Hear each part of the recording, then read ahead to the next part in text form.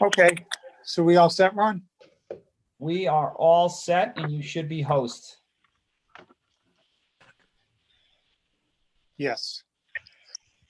All right, good evening, everyone. We're going to call the school committee meeting to order. Today is Monday, April 6th, 2020, and the time is 6:02 p.m. And before we begin, we want to read a paragraph regarding tonight's Zoom meeting. It's as follows: in accordance with Governor Baker's March 12th, 2020 order suspending certain provisions of the open meeting law, Mass General Law, Chapter 30A, Section 18, and the governor's March 23rd, 2020 revised guidance on order by the governor prohibiting assemblage of more than 10 people, this meeting will be conducted via remote participation. In-person attendance by members of the public is prohibited, but public attendance of this meeting via remote access is happening thanks to Malden Access Cable Television, Malden's YouTube channel, and the Zoom webinar. Public access will also be provided by posting draft minutes and a transcript, recording, or record of the meeting on the City of Malden website at cityofmalden.org or maldenps.org as practicable as possible after this meeting. So those are the rules around tonight's meeting. Now, before we begin, I think I speak for the entire school committee when we want to say thank you to the public that are in attendance this evening, to say thank you for your patience and understanding as we work through something that I have never seen in my 20 years of public service. We have been thoroughly impressed, not only with your patience and understanding, but also your support. All of us have been able to see, you online trying to support our schools and each other, and it's really been heartening as we work our way through this. So again, on behalf of the entire school committee, and I know they'll say the same during personal privilege, thank you. So now let me outline this evening's agenda. So the first item will be the approval of the minutes. We will do the superintendent's report, subcommittee reports and discussions, motions and resolutions, points of personal privilege, executive session, and then we'll move adjournment.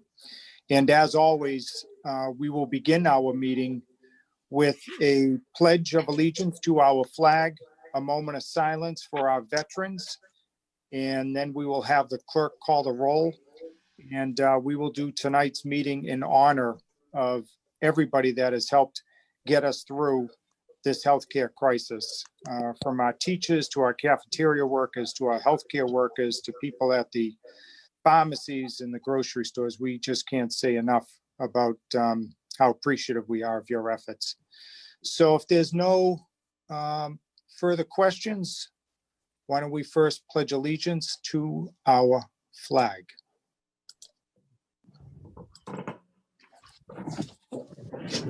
I pledge allegiance to the flag of the United States of America and to the republic for which it stands, one nation, under God, indivisible, with liberty, justice, justice for all.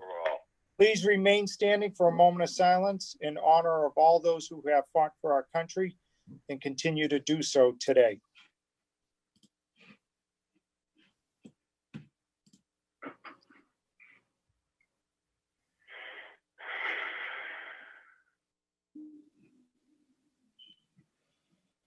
Thank you. Okay.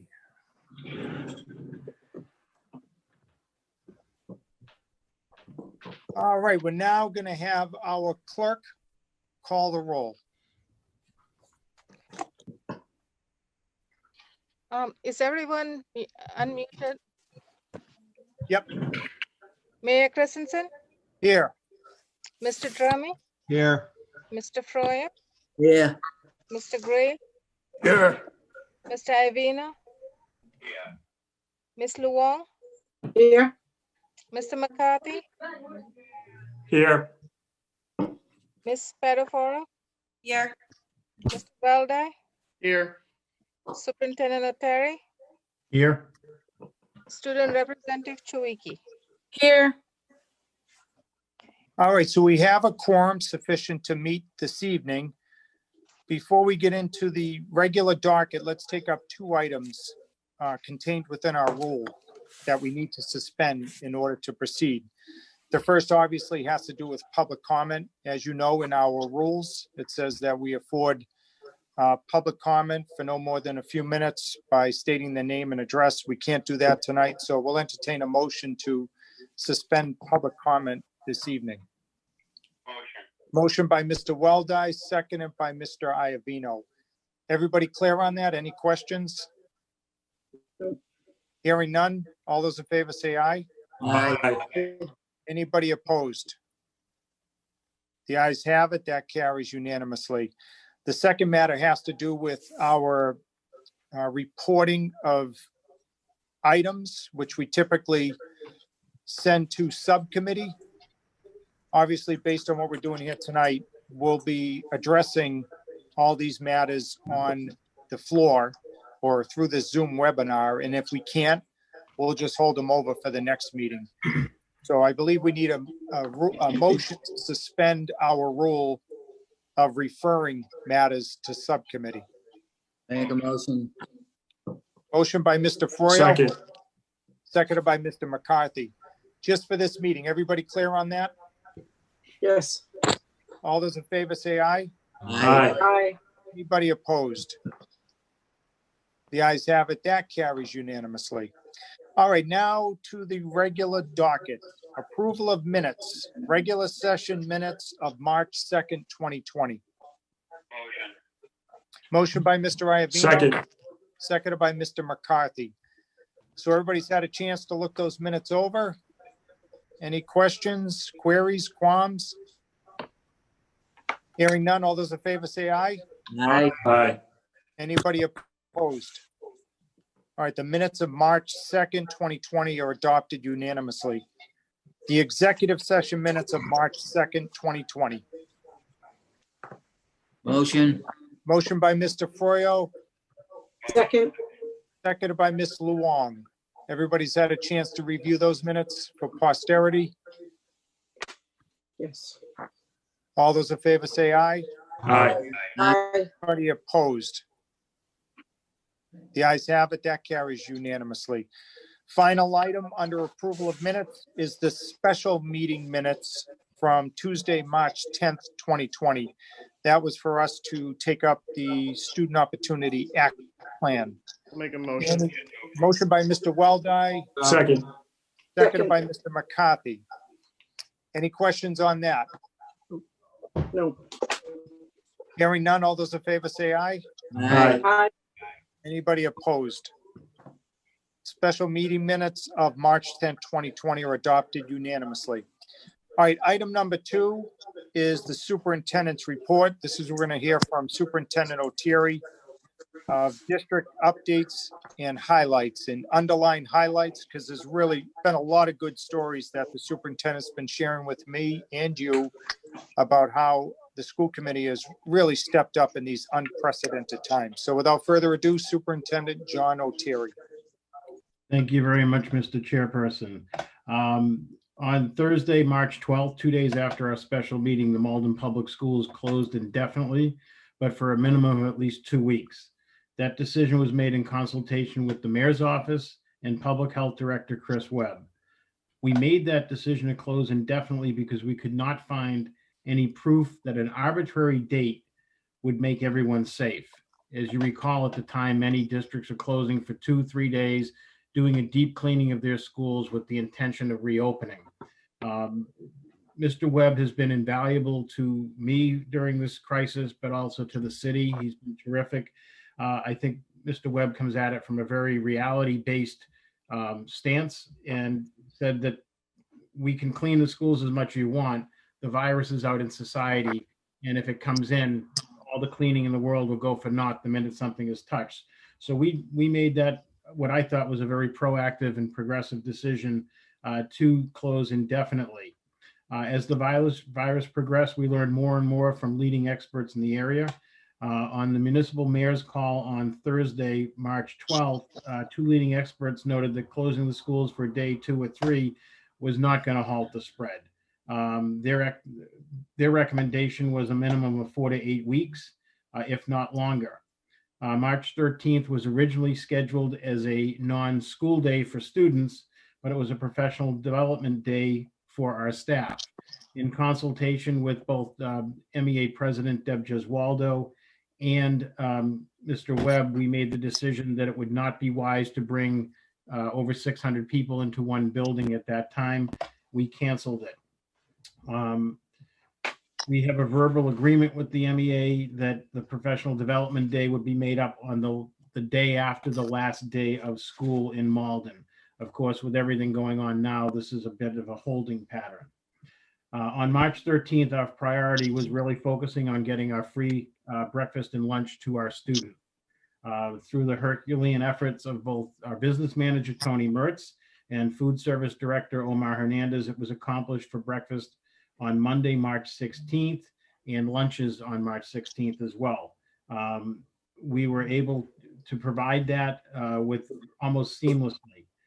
By Wednesday, March 18th, we were able to combine the USDA, the United States Department of Agriculture, oversees the food service reimbursement program, and they were very strident on making sure prior to that, because this is the same program that runs in the summer, that meals were served separately, breakfast and lunch. By Wednesday, realizing the impact of this crisis, they relaxed that requirement and allowed us to serve both, breakfast and lunch at the same time, which we did from 10 to 1 at 2 locations, both Malden High School and Salemwood. Also during that time, our Tony and Omar and the crew were able to make this as contact-free as possible by having it set up as a drive-through. Malden High School, it's on the Prescott side, Prescott Street side off of Ferry Street behind CVS. You can drive in and drive out, and it's in the drive-through at Salemwood. Both have worked very well. This has gone on seamlessly, and right now we are serving between 200 and 250 meals a day in each location. So that's been terrific. When we return back to normal, I'd like to encourage the school committee to honor the dedicated, courageous, and compassionate men and women of the food service department. They have been truly some of the unsung heroes during this crisis. They've served food in the cold. That first day on March 16th, I think there was a high of about 23 degrees with a very cold wind chill, and they were out there serving it. They've served in the cold, the wind, and the rain, whatever the weather, to make sure that our families get the free lunch that they deserve. This is open to any student in Malden, not just free and reduced lunch recipients. It's open for anybody, even students that go to the charter school. So we are very happy to have this service, and they are very proud to provide it. I noted in my superintendent's salute last week, in times like these, food insecurity is a real threat. We know that some of our students are really struggling with this. We are their source of both breakfast and lunch. And without hesitation, the incredible food service director, Omar Hernandez, and his team stepped in and began breakfast and lunch distribution at Salemwood and Malden High School on March 16th.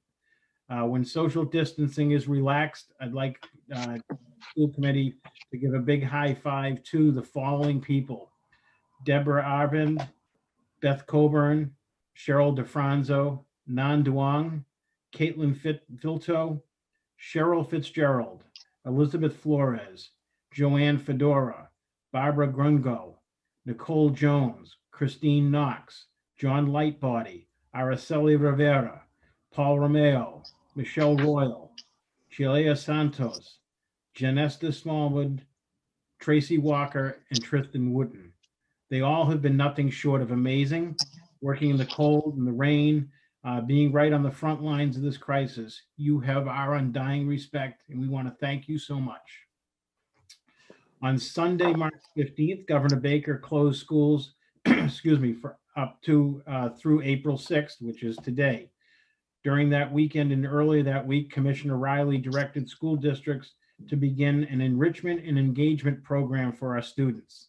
This was meant to provide resources to students and families to help students continue learning while school is out. Assistant Superintendents Kelly Chase and Michael Wood, along with our directors and curriculum team, began to examine and select resources to support our students and families. In addition to the resources provided by our local districts, the Department of Elementary and Secondary Education pulled together a list of resources that can support students and families while closed. On Wednesday, March 18th, we launched the Malden Online Enrichment Program. It is a very robust and comprehensive website with dozens of activities. We broke it out by grade levels: pre-K to 2, 3 to 5, 6 through 8, and 9 through 12. There are resources for English learner students and special education were also provided. The site was translated into Spanish, Portuguese, Haitian Creole, Chinese, Vietnamese, Arabic, and Amharic. We encourage our staff to reach out and connect with our students during this time and be available by email. Google Classrooms and other connection platforms were also used by Malden Public Schools as well. Also want to thank Natalia Brennan, our Director of Instructional Technology, who really helped get this up and running online, the technical part of it. It worked out very well.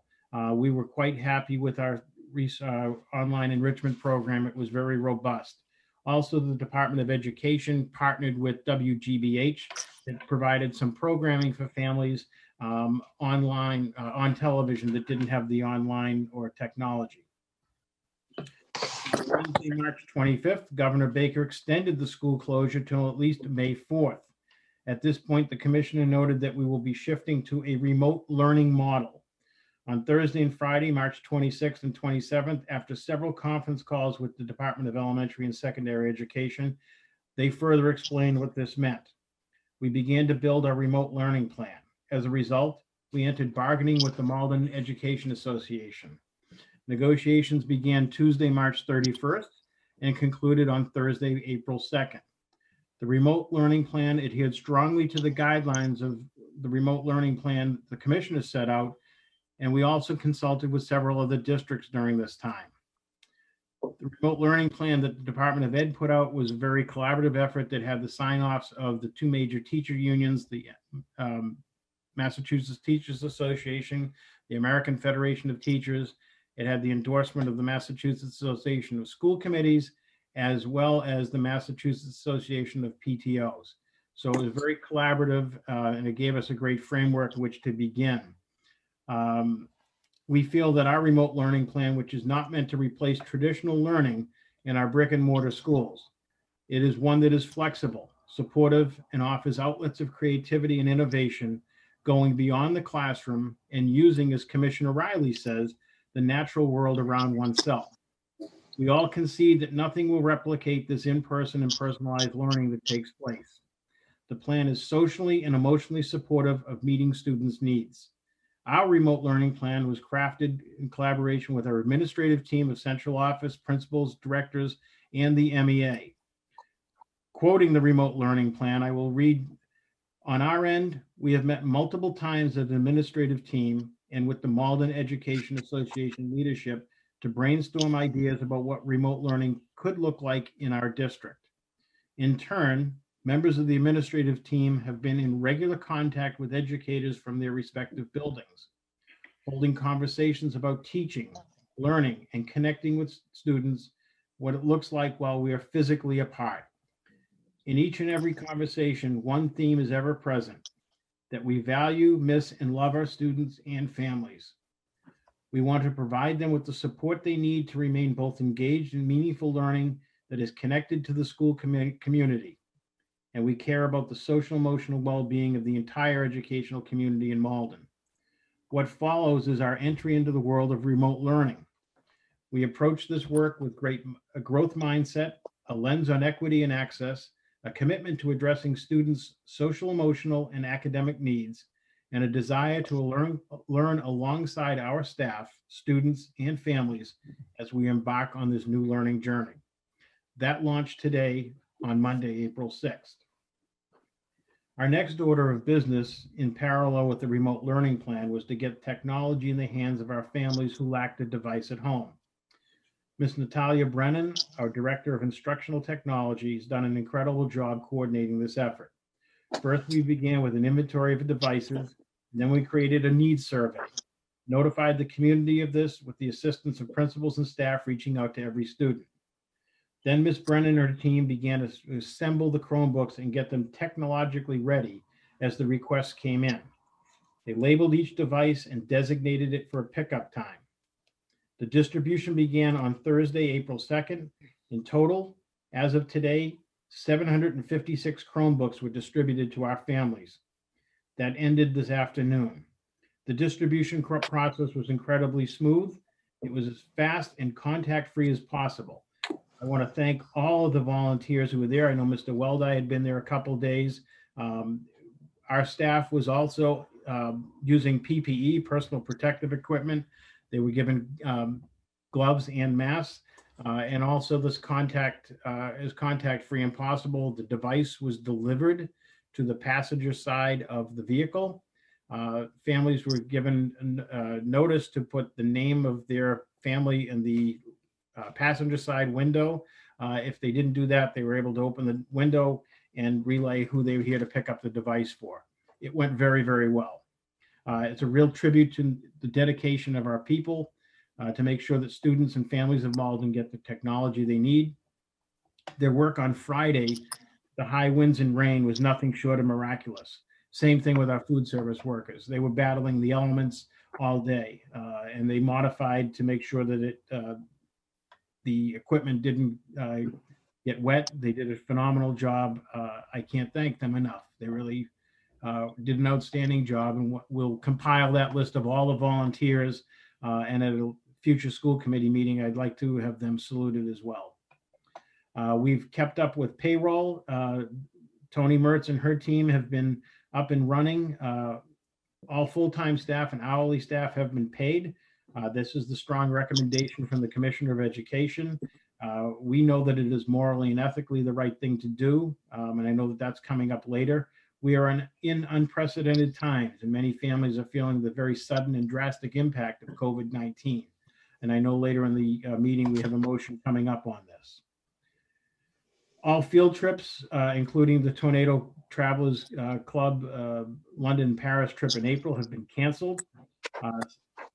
Also, our STEM director, Doug Dias, who received a Fulbright scholarship that was set to go to Singapore, that has been canceled and will be rescheduled next year at some point.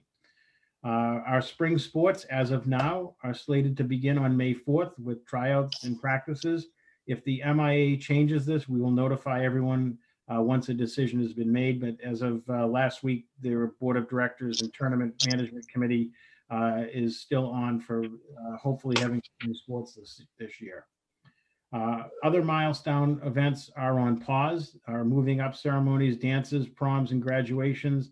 Right now, if we get back on May 4th, they'll be going forward. But right now, with school canceled, I'd like to recommend, if we don't have an opportunity to do some of these big events, that we provide something, particularly for our graduating seniors. I believe that there's some state requirements about the conferring of degrees. So I know that that's something that the committee will take up and try to help out and make this school year as meaningful as possible to our seniors. Our district visioning team had our last meeting on March 12th. That was our admin team along with Dr. Lori Likas. Currently, she's synthesizing that material and input. Essentially, it's done, but we're working with the team on some outcomes. Once we kind of get things moving a little smoother, we'll circle back with her and have this ready for next school year. Our all gender bathrooms, we currently have the Linden and Ferryway, and our next work will begin at the Forestdale, and I'll keep you posted on that. I'd like to end this evening on some high notes here. I'd like to take this opportunity to acknowledge the amazing student work that happened in many different subject areas.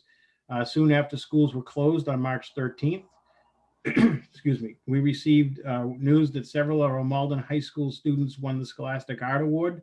There were 3 gold key winners, and they are automatically entered into the national competition. One of the gold key winners, Kay D'Andrade, was awarded the National Silver Key Award. This is an incredible achievement, and we'll learn more about that. It's unfortunate the award ceremonies that they were going to attend on March 14th at Tufts were canceled as well, but we will bring those students in for their recognition publicly. Last student achievement, Johani Costa, our 2-time state wrestling champion, back-to-back years, was also named in All Scholastic in wrestling this year. So congratulations to Johani. And then I'd like to conclude my report by thanking the administrators, our educators, staff, everybody in the Malden Public Schools. Although we are physically not present in our offices and schools, our staff have been working diligently in coordinating the efforts behind the scenes, as well as reaching out to our students and families.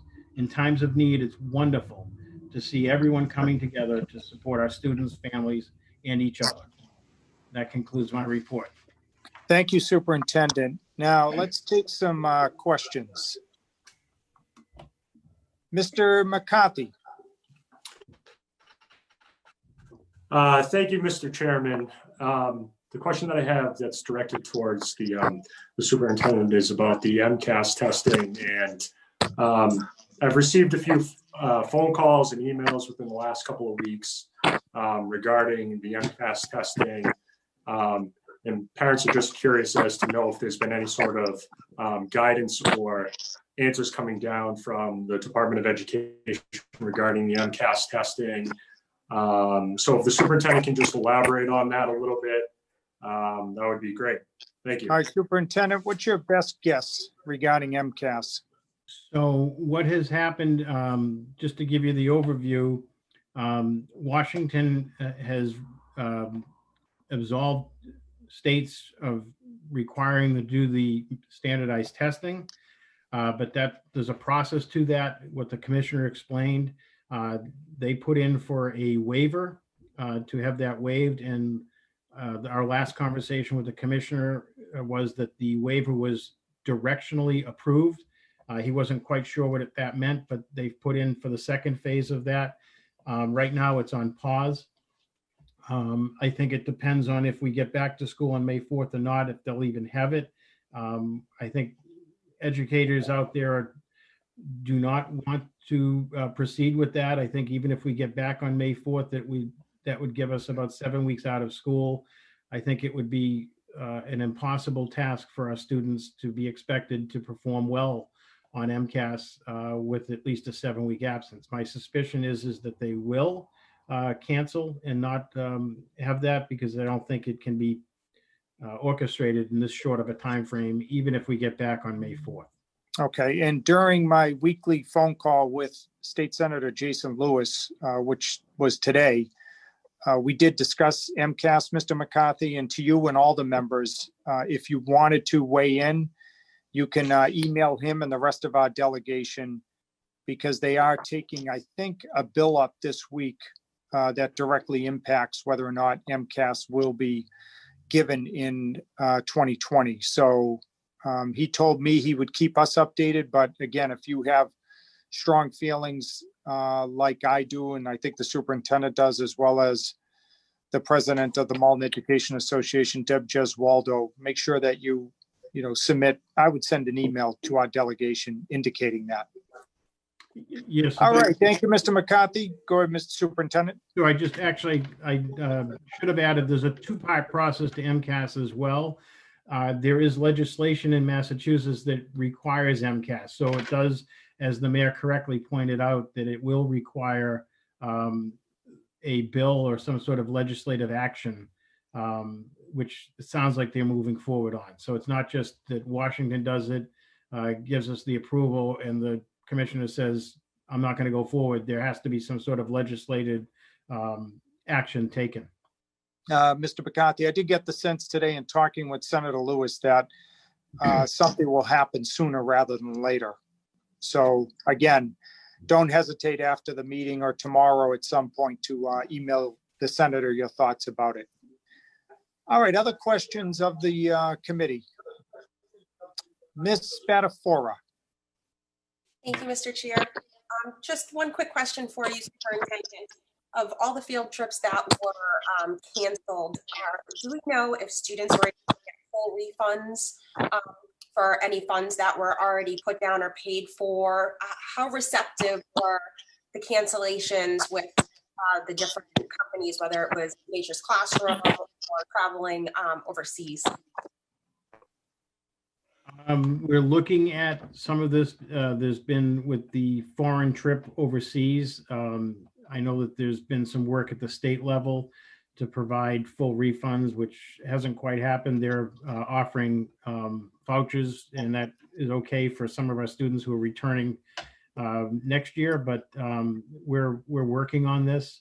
I know that there was some difficulty with the Nature's Classroom out of state, but I think that the state of emergency will trigger the full refund, but we're still working on both of those.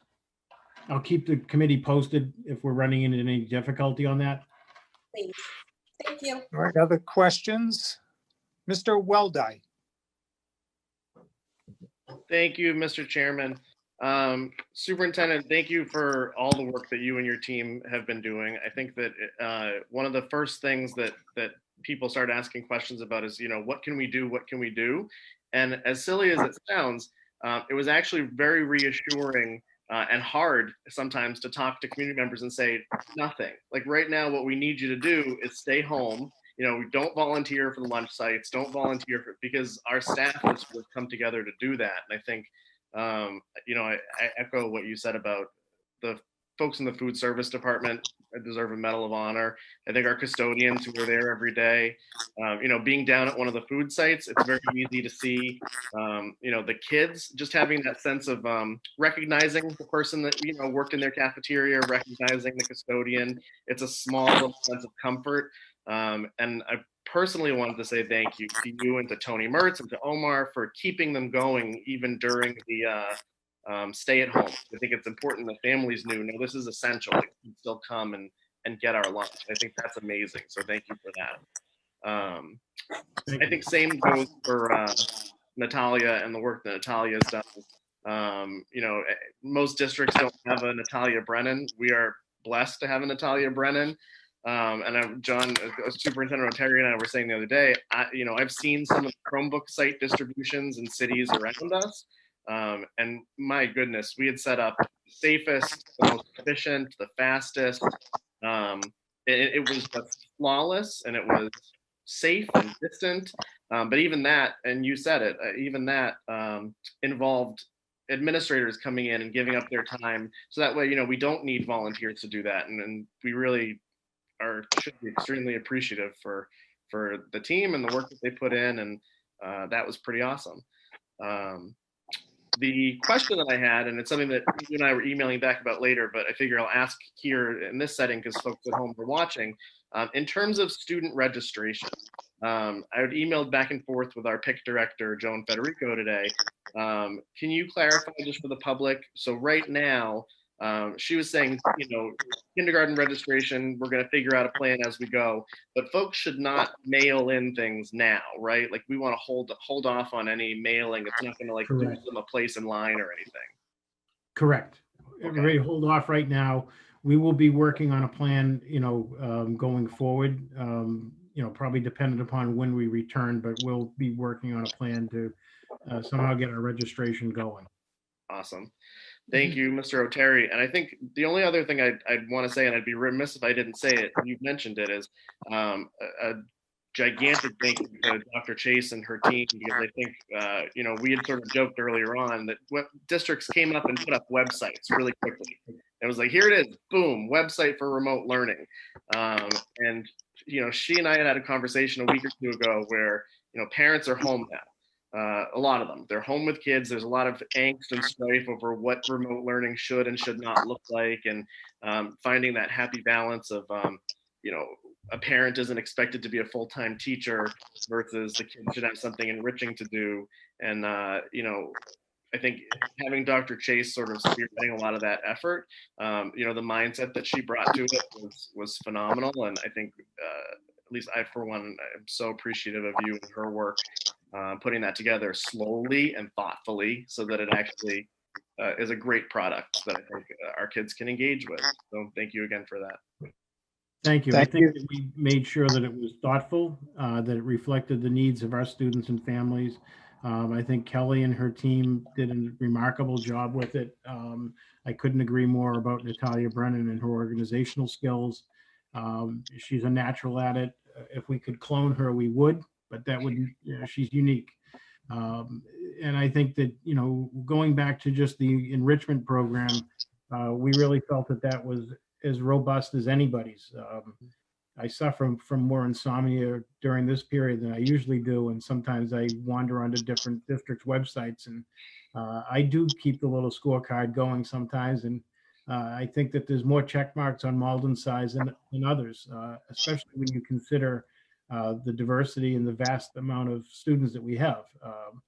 Some smaller districts may be a little more nimble and can get something out, but they don't have the challenges and the scale that we do. And I think what we have is remarkable.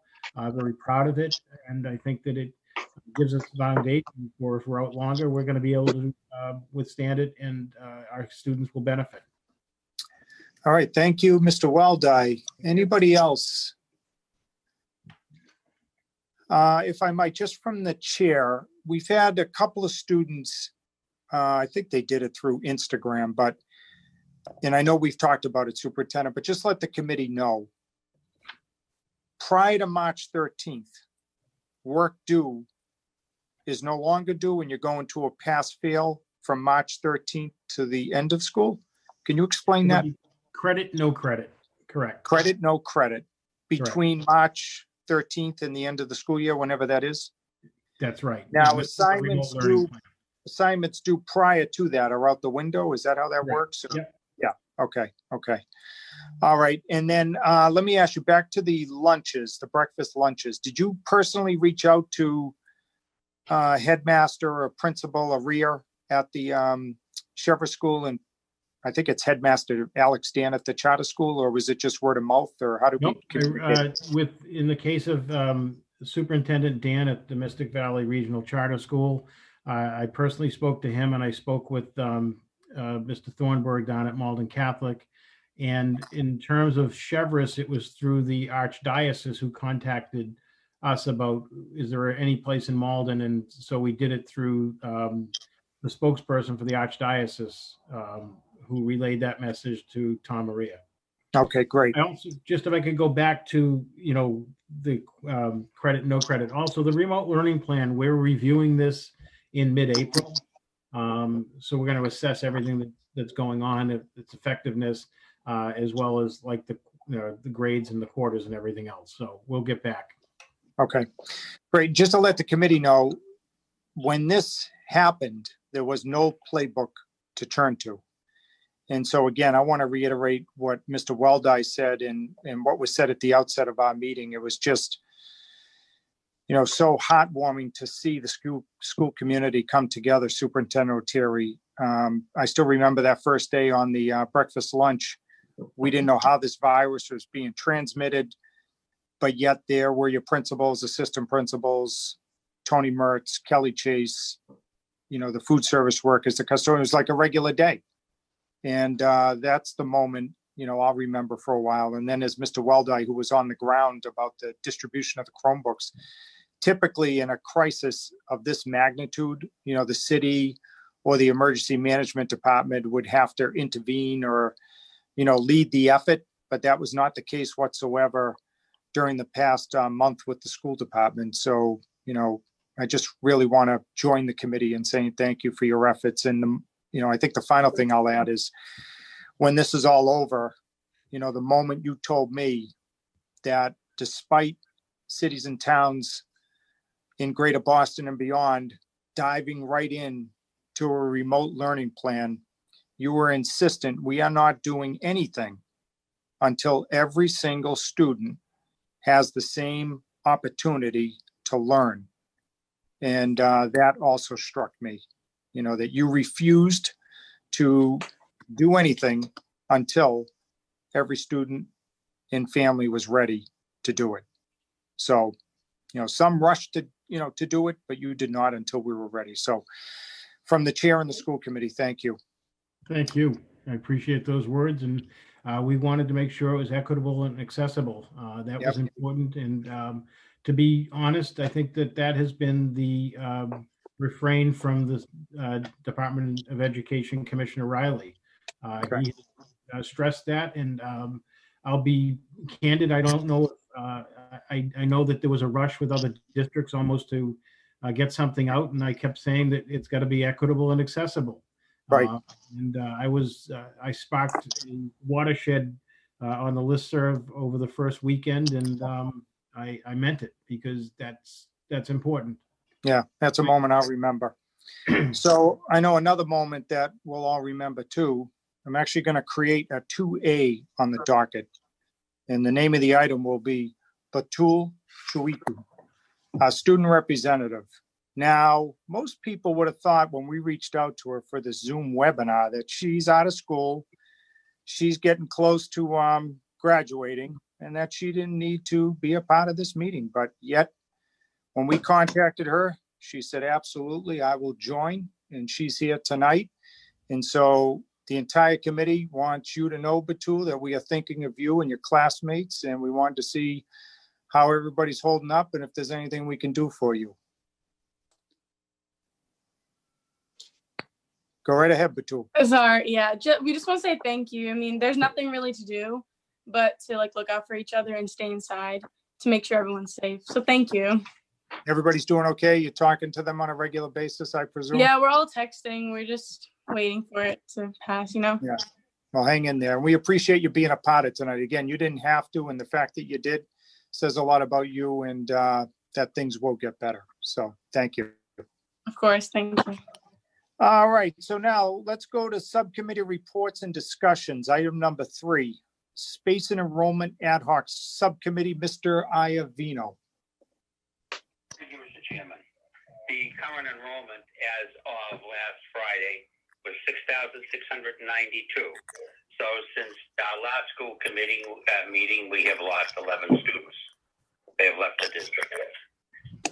All right, any questions of Mr. Iovino? Yeah. Okay, hearing none. Thank you, Mr. Iovino. Now, Equity and Opportunity Ad Hoc Subcommittee, Mr. Weldai. Thank you, Mr. Chairman. So the Equity and Opportunity Committee met on Monday, March 9th, which seems years ago.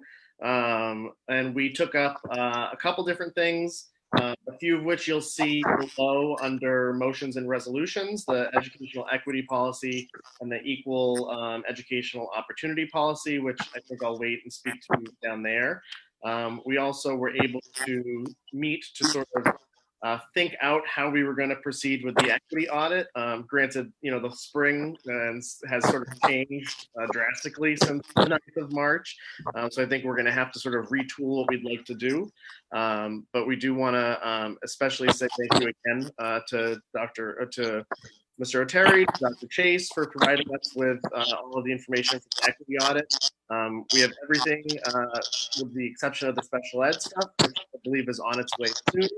I think from our lens, and I think we'll meet as a committee to discuss, but I think once we've perfected the Zoom technology, I think the goal would be to potentially have an equity and opportunity meeting sometime in the next few weeks, and think about how we can actually still have an equity forum that the community can participate in. I'm looking at screencasts and things that I'll have to talk to Mr. Cochran about sometime within the month of April or early May, which would be pretty great. Okay. So that's it from Equity and Opportunity for now. I was going to say, don't tell Mr. Cochran that. We do want to take a moment just to thank Ron Cochran, the city's communications director, who is helping us coordinate tonight's meeting. You're welcome. All right, so let's stay with unless there are any questions for Mr. Weldai, we're going to stay with him for item number 3 under subcommittee reports and discussions, which is policy and procedures. Go right ahead, Mr. Weldai. Oh, thank you. So to go right ahead, we met again that same day, the 9th. And again, the item that came of it is below under motions and resolutions.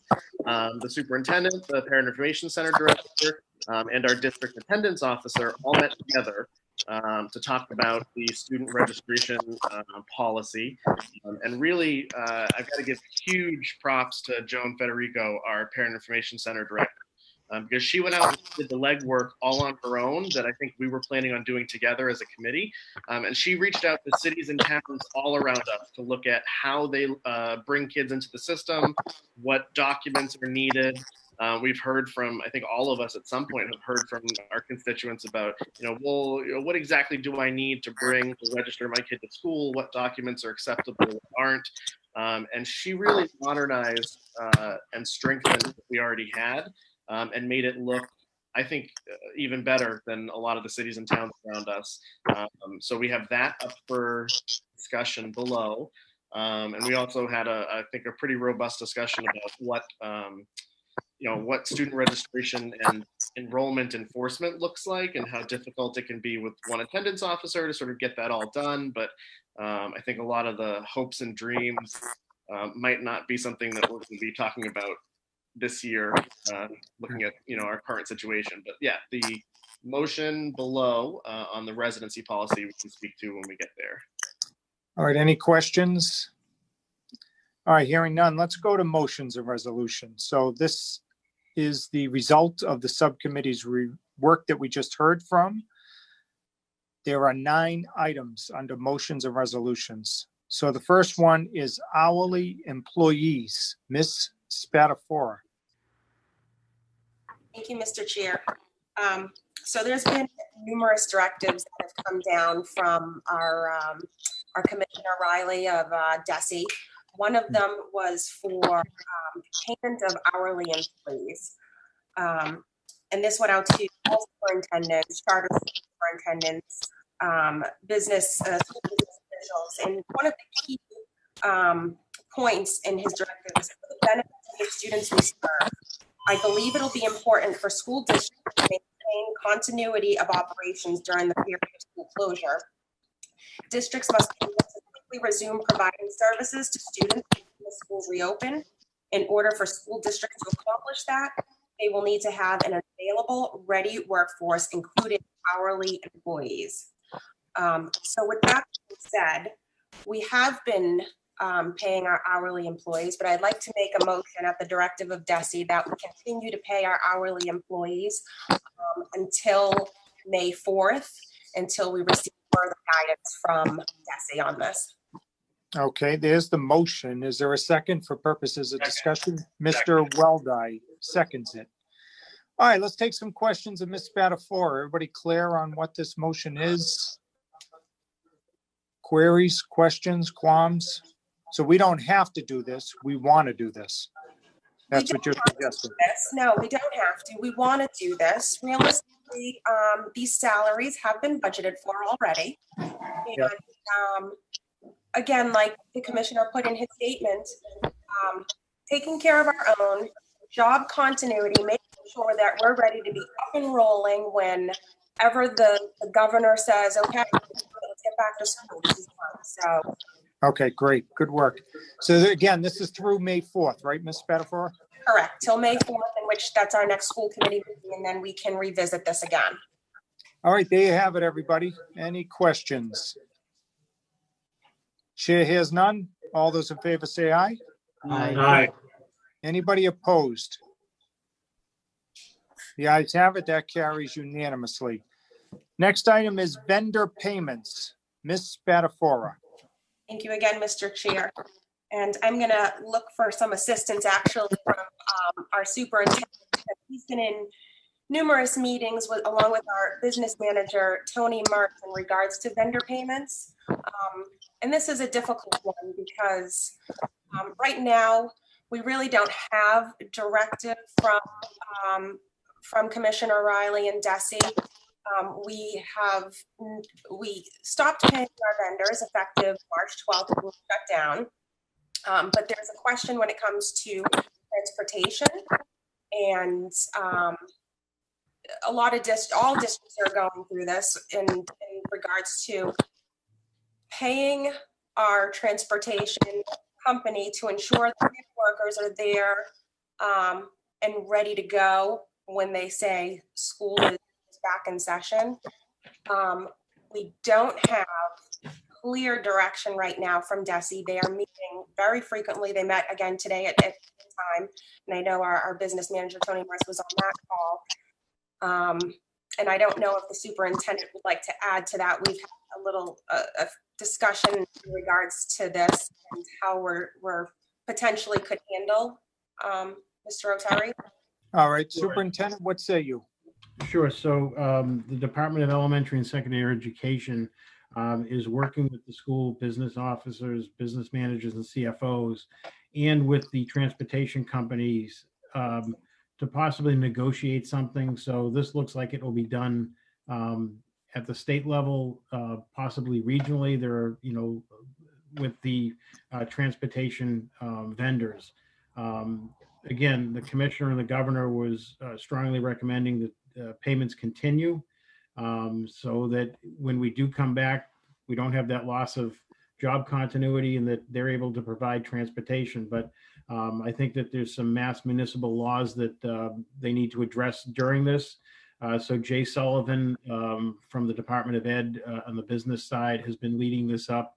And I know that Tony Mertz and the business people have been meeting 2 or 3 times a week on this. They had another meeting today, and it's continuing with their attorneys. So there'll be more to follow on this, but that's the guidelines that we'll follow will be what the state recommends. All right, so therefore, Ms. Spadafora, what's the motion, or Superintendent? The motion would be to follow the directive of DESE once we receive their guidance. So if we get guidance before our next meeting, May 4th, that we follow their recommendation. All right, there you have it. So there's a motion by Ms. Spadafora. Is there a second? Second. Seconded by Ms. Luong for purposes of discussion. All right, questions of the committee?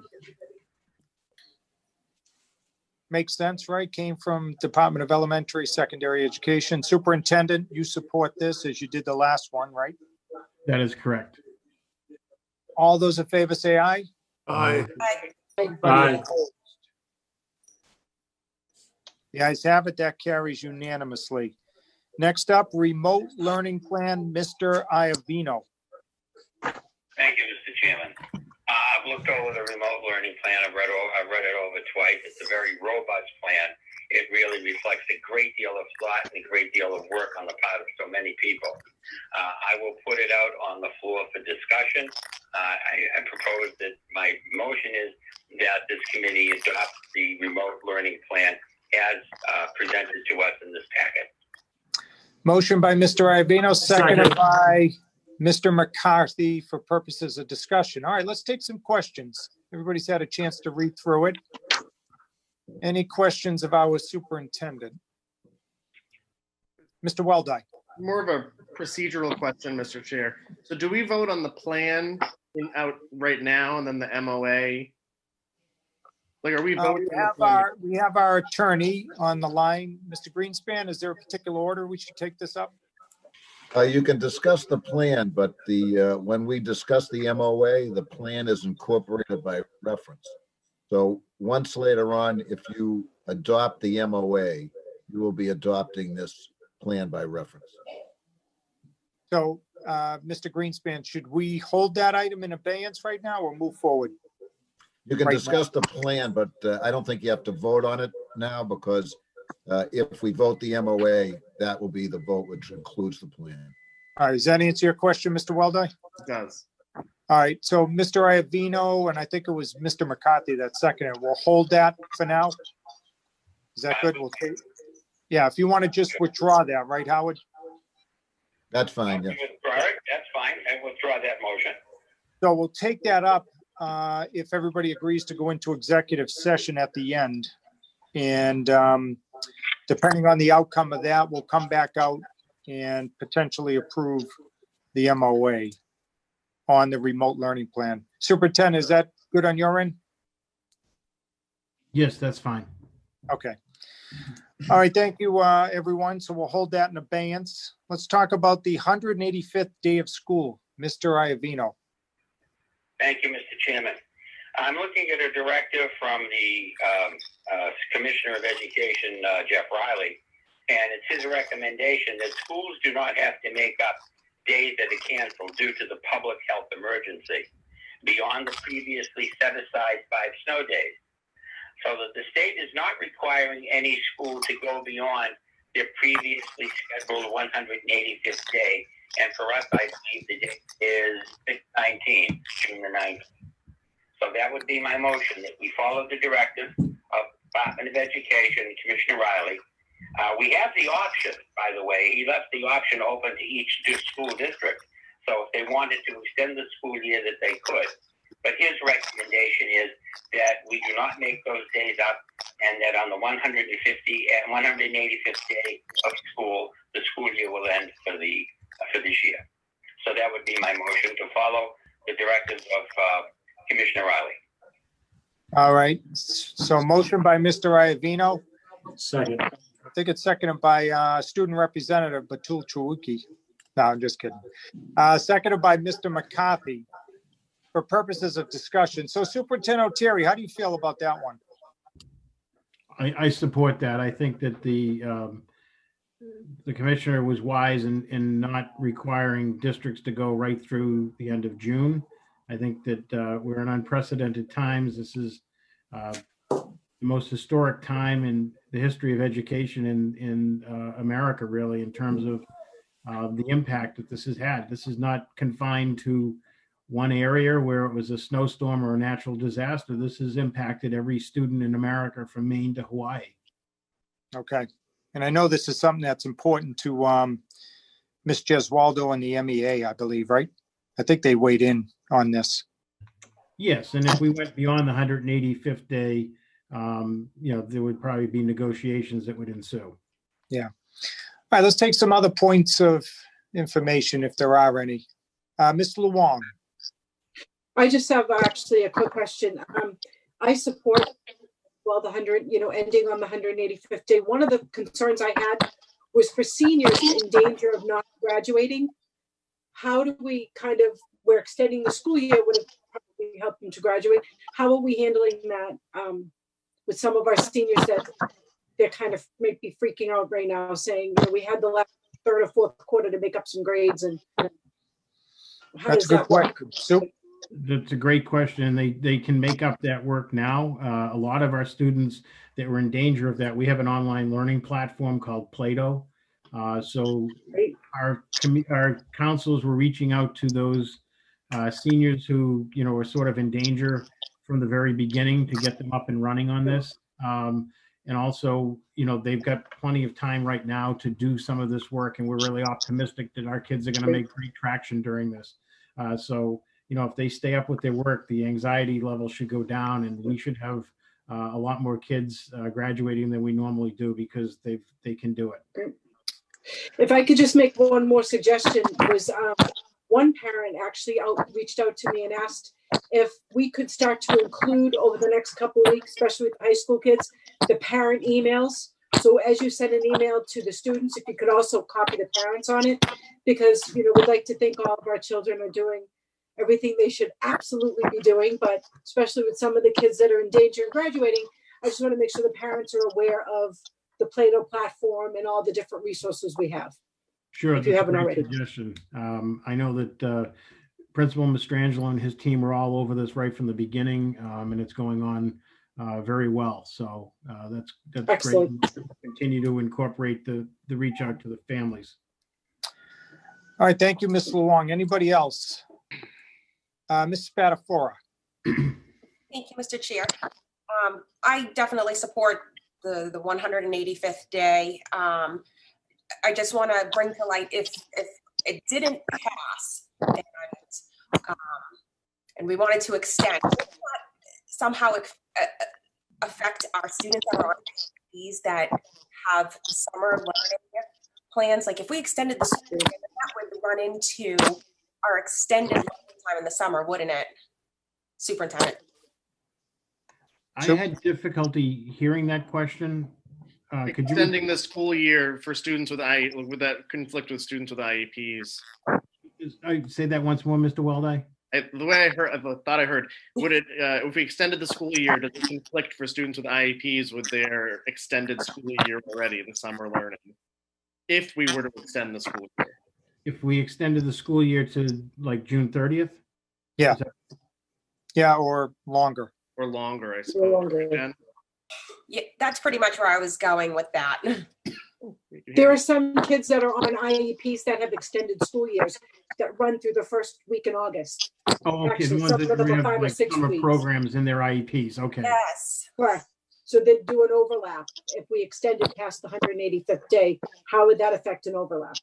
Right? Was that Well, contractually, our teachers don't work beyond June 30th. So there would be that break until the summer session began. I think it would be the same, but I'd probably want to consult with our special ed department and the attorneys. Okay. Well, we have a motion on the floor. So, Ms. Spadafora, does that answer your question? I mean, it would take some work, some effort, Yeah. but I don't think we're going to get there. So, And that was kind of my point. Let's look and make sure that we vote wisely because it could affect other stuff down the road. yeah, right. That makes sense.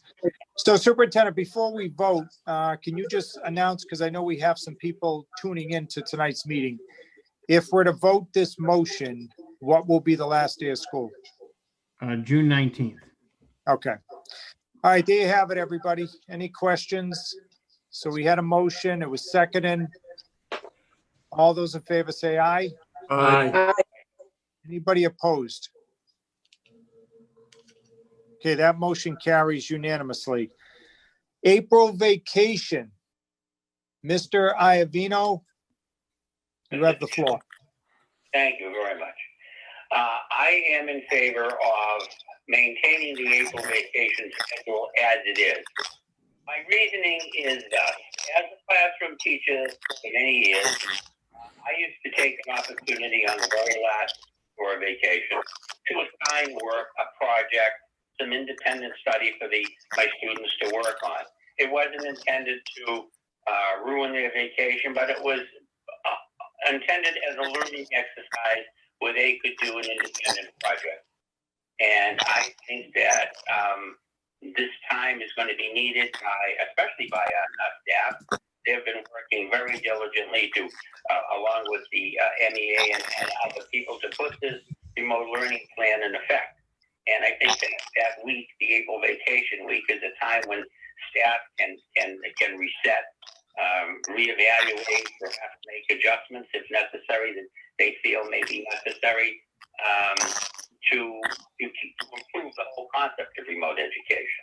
So my motion is simply this: to maintain the April vacation as is, and on the last day before the April vacation, which I believe is the 17th of April, have teachers make assignments for 2 or 3 or 4 days that would, for maybe an hour, hour and a half, that it would take students to do whatever independent project might decide that they want to do. There are many things that, especially at this time of the year, that youngsters can do. Perhaps teachers can come up with, a project that is an interdisciplinary project. So, again, the motion very simply is that we maintain the April school vacation, and the teachers on the last day of April have the option, if they wish, to assign work to their students for that week. All right, is there a second to the motion? Seconded by Mr. Drummy. So it's on the floor, and it looks like it has the support of our student representative. So let's take some discussion points. Everybody good with keeping April vacation as is, regardless of what happens here going forward? Mr. Weldai. Thanks, Mr. Chairman. I'm with Lenny. I support this. The only thing I would mention, the district that I work in, we just did the same thing. And the most frequent question that I've gotten from my teachers over the past couple of days is, well, if it's still April vacation, is it still okay to reach out to my kids? Could I host a Google Meet? Could I, reach out? And I think that's something that we want to make sure that, if the superintendent supports it, that we affirm that, staff can still reach out to the kids. They can, if they want to, they can still host a meet. I think that's implied. Soup, what do you think of that? Yeah, they would certainly not be required to or expected to. Just we would like our students to continue. I think that during this time, students should be reading every day on their own anyway. So I think we want to keep our kids engaged and keep their minds sharp. So I think that, that April break, we want to honor that and reflect. We're going to use that in central office as a time to take in some feedback and reflect and reassess our plan. And, it's going to be our model going forward. And Mr. Weldai, based on some of these videos that have been popping up from some of the schools, it wouldn't surprise me if they did do some outreach to our students. Me neither. All right. Any other questions about the motion? All right. Hearing none, this is to maintain April vacation as is. Motion's been made. It's been seconded. All those in favor say aye. Aye. Aye. Anybody opposed to that motion? All right, the ayes have it, carries unanimously. Next up, Malden High School Program of Study 2020-2021. Mr. Weldai. Thank you, Mr. Chairman.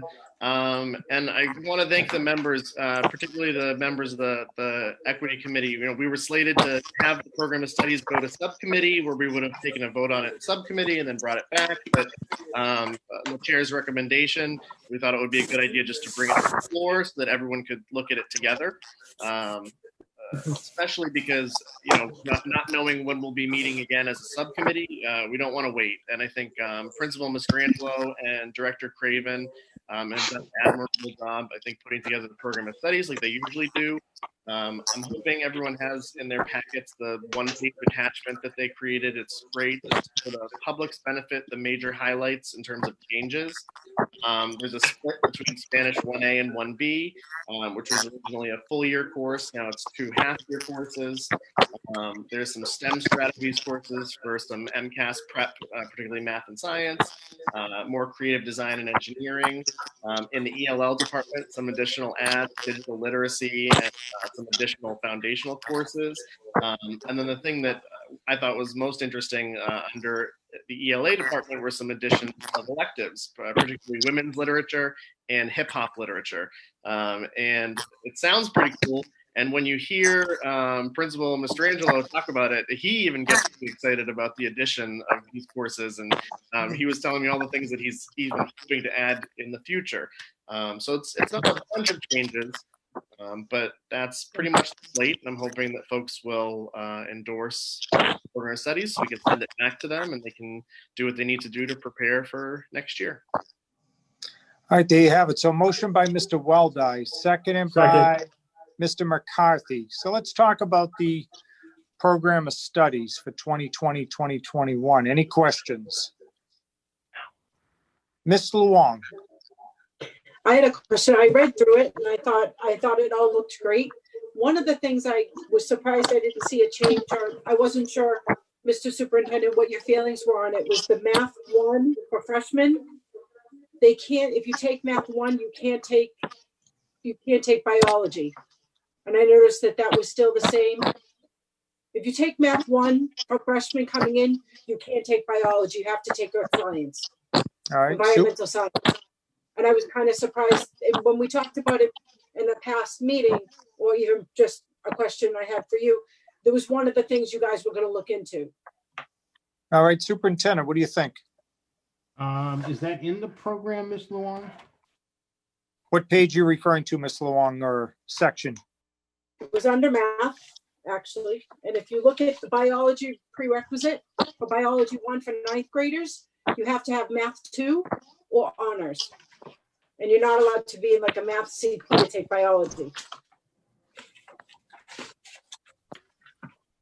All right, stand by, Ms. Luong. Superintendent's looking that up. Yep. Anybody else while we're waiting? Questions, queries? All right, Superintendent. Hold on, let me just look at this. I know that was something that Mr. Mastrangelo and his team was going to look into for the upcoming year. Yeah. Can I get back to you on that one? I think I absolutely. Mastrangelo on that one. Appreciate it. Yeah, Yeah, that was my only thing that I noticed in my notes. Everything else was okay. Ms. Long, do you want to hold that up, or do you still want to proceed forward with the vote? I mean, Superintendent, how do you resolve the two? Yeah. Because there's a motion and a second. Mr. Weldai gave a really good summary of what's entailed in the program of studies. Is there a way you can text Mr. Mastrangelo and we can hold off, bring it back later tonight? I think if we could go forward with it and then I'll get back to you, that'd be great. Okay. All right, so let's, Mr. Weldai, if okay, we'll just hold this for the moment and we'll see if we can get a response back from our principal to answer Ms. Luong's question. So we'll take that up at a later point in tonight's agenda. All right? Absolutely. Everybody good with that? I don't think we need a formal motion to table. We'll just hold it in abeyance right now. And then if we can't resolve it tonight, we'll take a motion to table. All right, so while Mr. Oteri is trying to get us an answer, let's move on to residency policy. Mr. Weldai. Thank you, Mr. Chairman. So this one is also attached to the packet. We prefaced it in the policy reports, but I think it's just the updated and most recent version of how we determine residency for students entering the district. Again, I would be remiss if I didn't say, a huge debt of gratitude goes to Joan Federico, our PIC director, for putting this together. But this is the final product that we're hoping the committee will endorse. It came out of policy unanimous. All right, motion by Mr. Weldai, seconded by Mr. Drummond for purposes of discussion. So, Mr. Weldai, for the committee and the people that may be tuning in tonight, what's the difference from the old policy to the one that we have in front of us this evening? So I think the two biggest things are it's a little bit easier for a family coming in to prove residency because the documents have been updated. So that way, whereas we might not have taken a recent mortgage payment, let's say, or we might not have used a government issued ID versus a driver's license. The documents, I think, are a little bit more streamlined and easier for the public to have readily available to bring in. Okay. And the other piece is the verification process. So making sure that they come in and they can have that checked by the PIC, and that's all spelled out in the policy now. So people shouldn't, necessarily question the process itself. Okay. All right, there you have it. Any other questions of Mr. Weldai? Everybody's had a chance to review the proposed policy. And Mr. Weldai, this would go into effect as of effective immediately?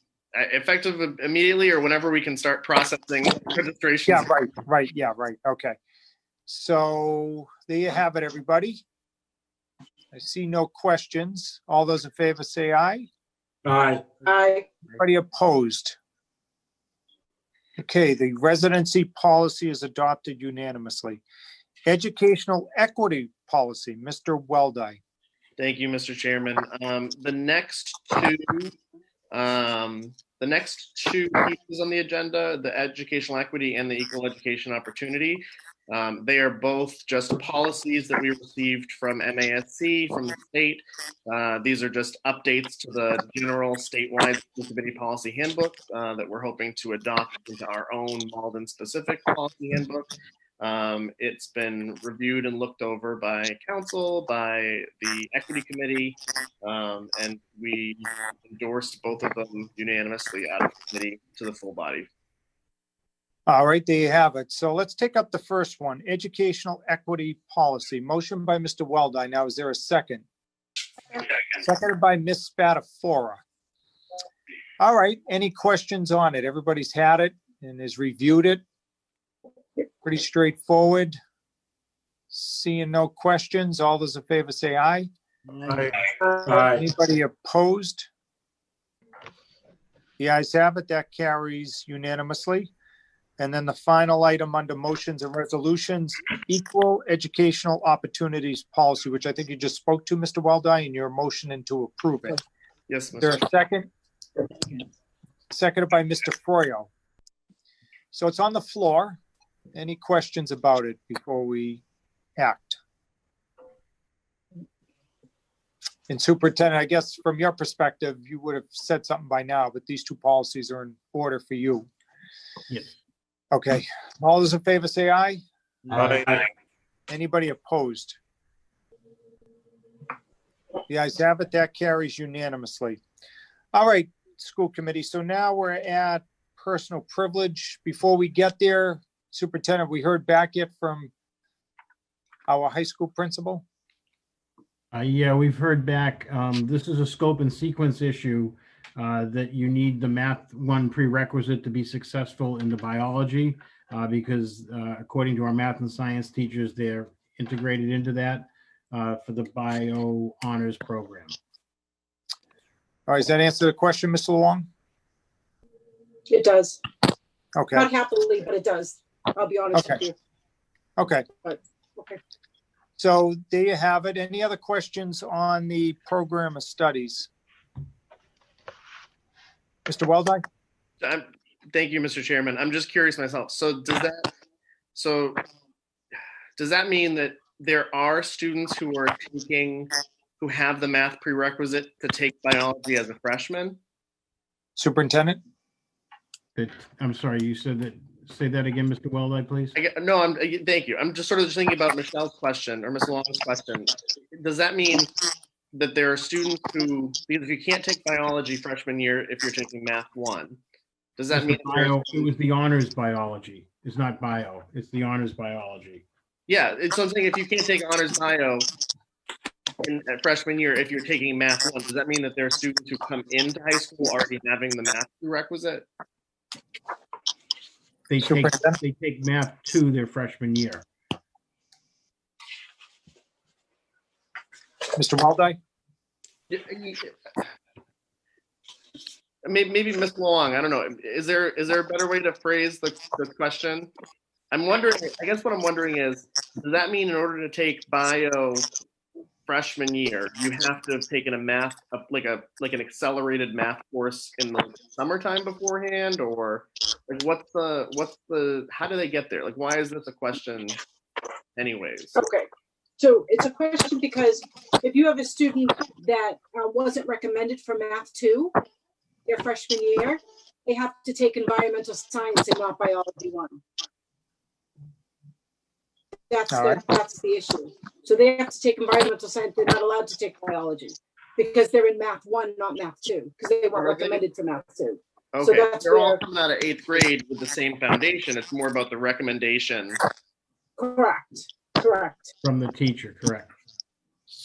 Oh.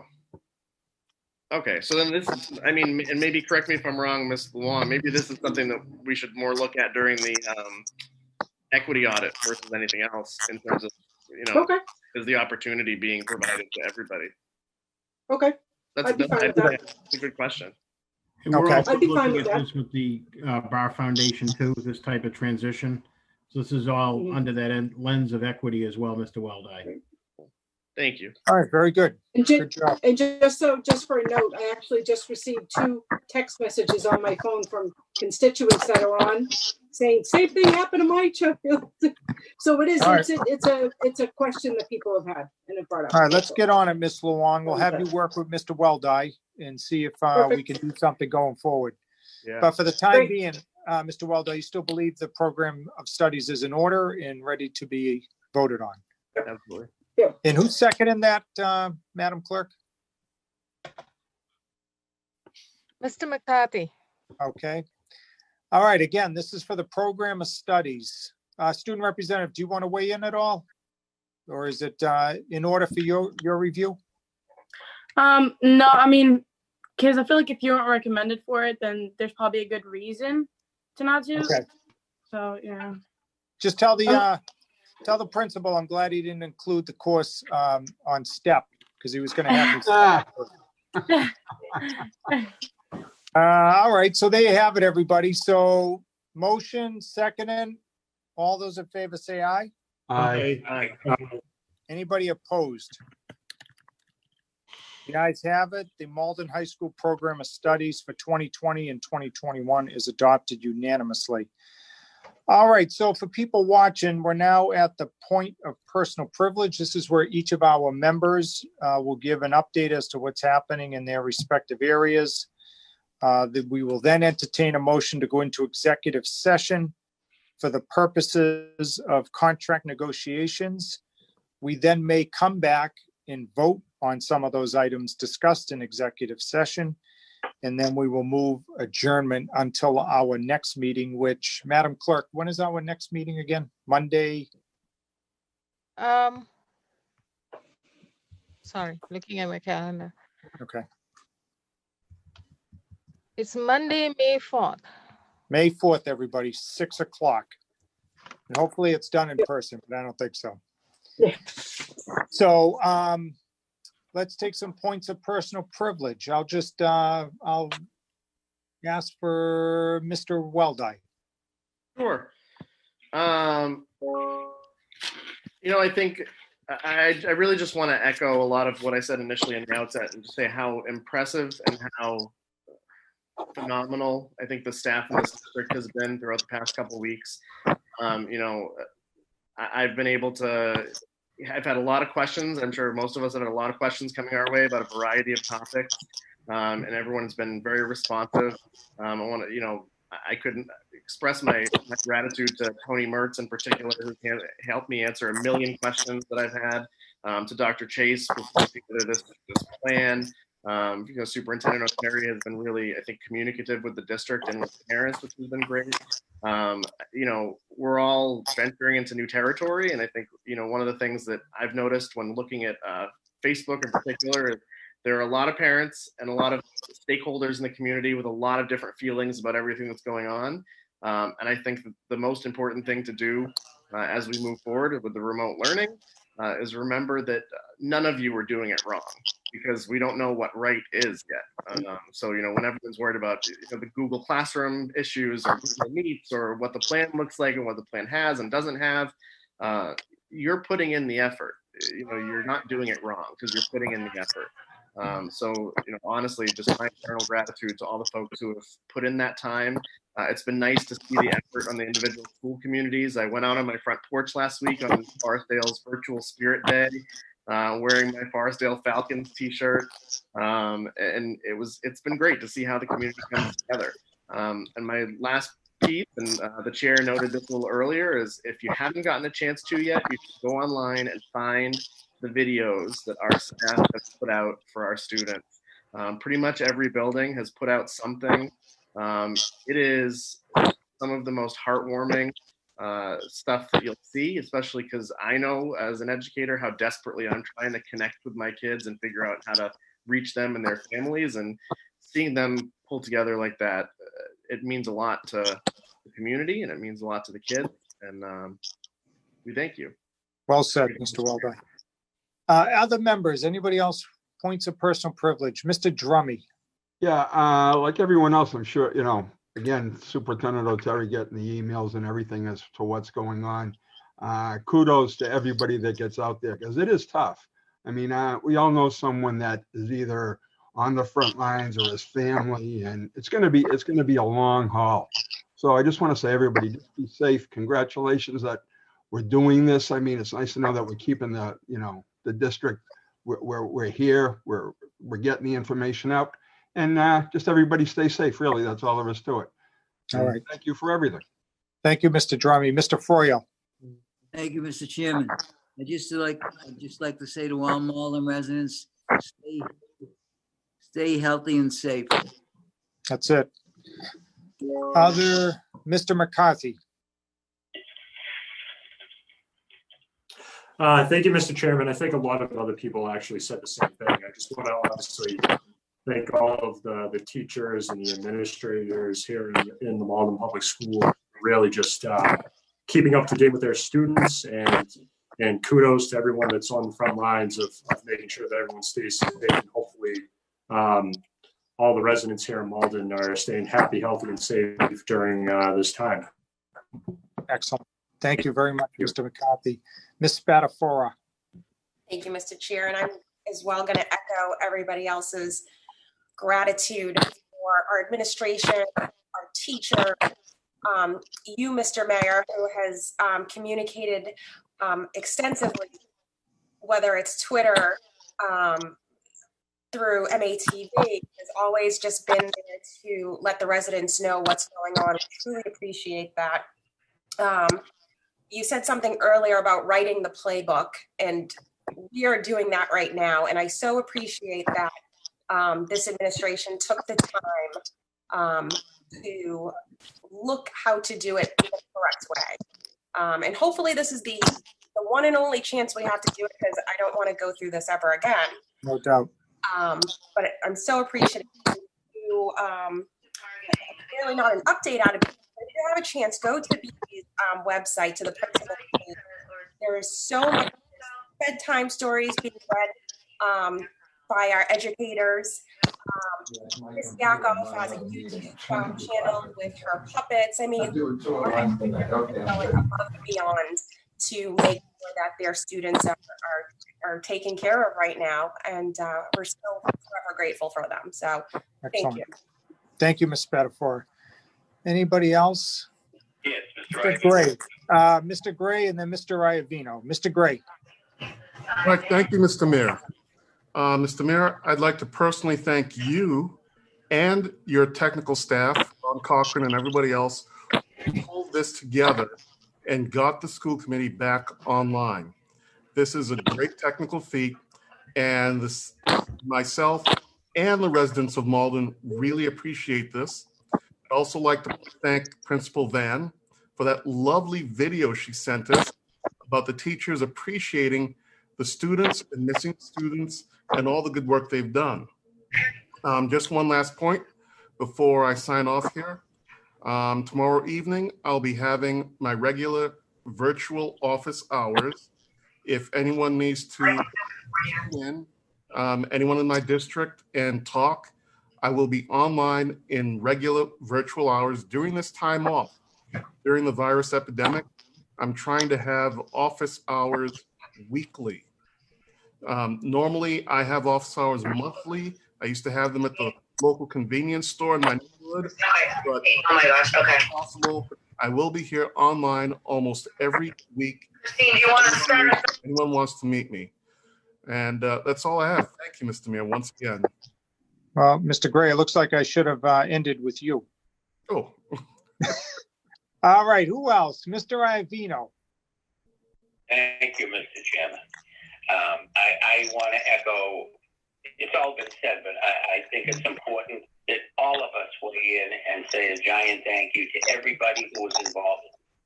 Mr. Cochran, who was tried his best to bring me online, and I was there and then I disappeared. But I'm here it in voice. This is an unprecedented time, and we hear so much about this in the abstract. But I've had a family member who beat this young woman. As a matter of fact, she was in her early 50s, and it was touch and go for a while. But so when it hits home, it has a whole new dimension.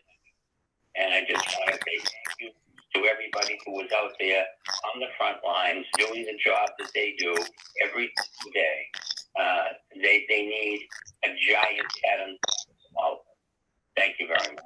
Thank you, Mr. Iovino. Anybody else? All right, just if I might, from the chair, in reference to what Mr. Gray was saying, really it's about everybody that makes up our organization. I could still remember when we first got together to determine what to do, and you would think most people would be looking inward, and that was not the case. From our city hall staff to our police department, fire department, public works, public facilities, just everybody really came together, and it's been heartwarming to see, especially, if that's not enough, to see the business community and our residents try to come up with different ways to help us get us through this time. I know we just couldn't be more appreciative. And how about it for the school committee? They could have said, why don't we just hold off till May or June? But, they were insistent that we meet tonight. And it wasn't just a meeting to say we had a meeting. There's 20 items on this agenda. So I want to compliment all of you for being here tonight and to continuing the good work to help our district move forward in these most difficult times. And I'd be remiss if I didn't end by really singling out Maria Luis, who I think needs no, really explanation on what she's done and what she's meant here to the mayor's office and to our entire city. So again, thank you all. We'll now entertain a motion to go into executive session for the purposes of contract negotiations. Motion by Mr. McCarthy, seconded by Mr. Drummy. The clerk will call the roll. Mr. Drummy, Yes. Mr. Fryer, Yes. Mr. Gray, Yes. Mr. Iovino, Yes. Miss Luong,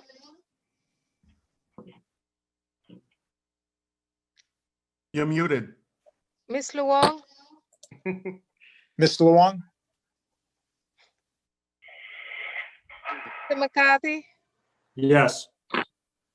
Miss Spadafora, Yes. Mr. Weldai, Yes. Mayor Christensen. Yes.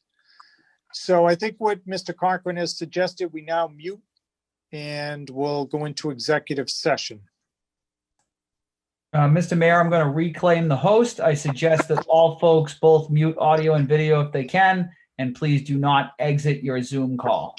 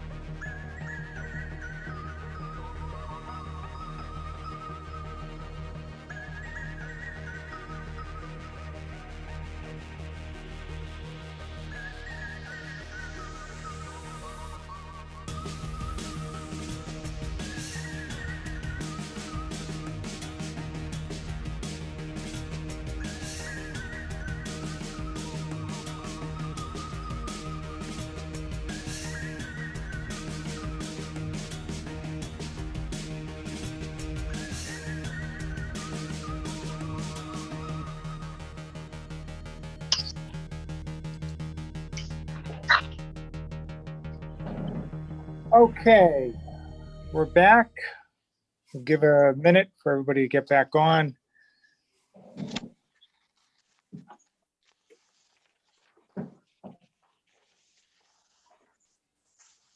Mr. Iovino, you there?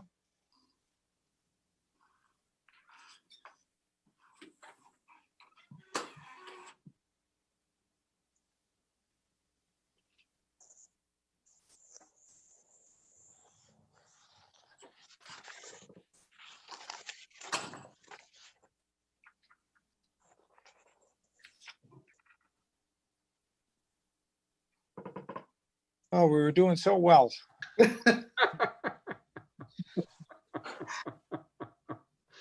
Who can track Mr. Iovino down? Where is he, Mike? Mr. Mayor, he is currently here. Let me just reclaim host for 1 second and enable his video, please. All right. So, Mr. Iovino, you should have accepted something there on your iPad to start your video back up. There we go. Perfect. There he is. And All back. right, we're back. Let's see if there's any motions out there. Motion. Mr. Iovino, what's your motion? My motion is to accept the memorandum of understanding between the Malden School Committee and the Malden Education Association, and by extension, voting to accept the remote learning plan. All right, is there a second to Mr. Iovino's motion? Second. Seconded by Mr. Drummy, I believe. Mr. Drummy, was that you that seconded? Yes. All right, any discussion? Hearing none. All those in favor say aye. Aye. Aye. Anybody opposed? The ayes have it. That carries unanimously. Now we'll entertain a motion to adjourn. Motion to adjourn. Motion by Mr. Iovino, seconded by Ms. Spadafora. All those in favor say aye. Aye. Aye. But this is so much fun. I almost thought you wanted to stay. Everybody stay safe. Anybody opposed? Oh, no. The ayes have it. Too much. Nah. Hereby adjourned. You stay safe too. All right, be safe. Thank you, everyone. Thank you, everybody. Yeah. Stay healthy. Bye. Bye-bye.